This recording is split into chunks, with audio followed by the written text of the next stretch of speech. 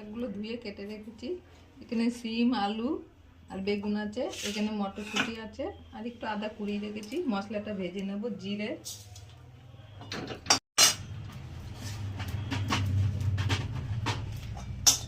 আর রাঁধুনি একটু ভেজে নিচ্ছি, একটু রাঁধুনি দেবো।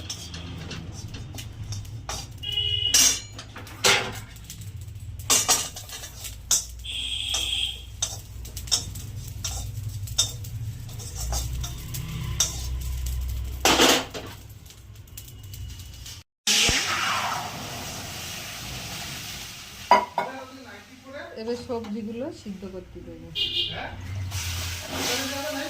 দিলাম, লবণ হলুদ দিয়ে ঢেকে দেবো। লবণ দিলাম,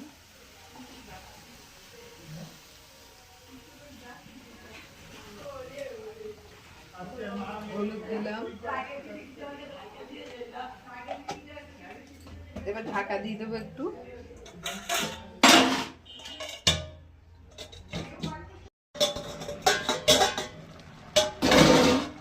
সিদ্ধ হবে, সবজিগুলো পুরো সিদ্ধ হয়নি, একটু চিনি দিয়ে দেবো।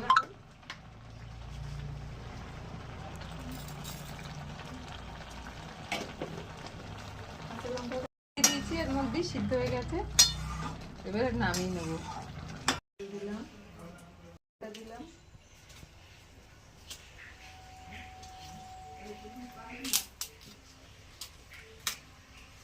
দুটো তেজপাতা দিলাম, দিলাম। বড়িগুলো একটু লাল করে ভেজে নেব।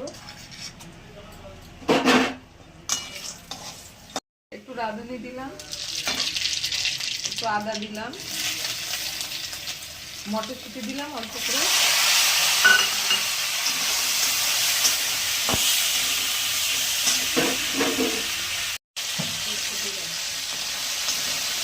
হয়ে গেছে এগুলো ভাজা, এবার সবজিটা দিয়ে দিলাম।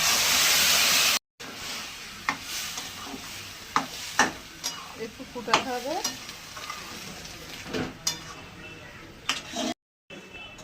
রাঁধুনি ভাজা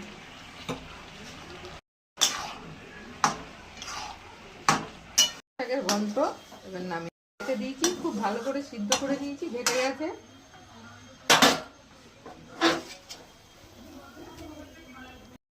হয়ে গেছে বেতর শাকের ঘন্ট। ভিডিওটা ভালো লাগলে লাইক, কমেন্ট, সাবস্ক্রাইব অবশ্যই করবেন। ধন্যবাদ।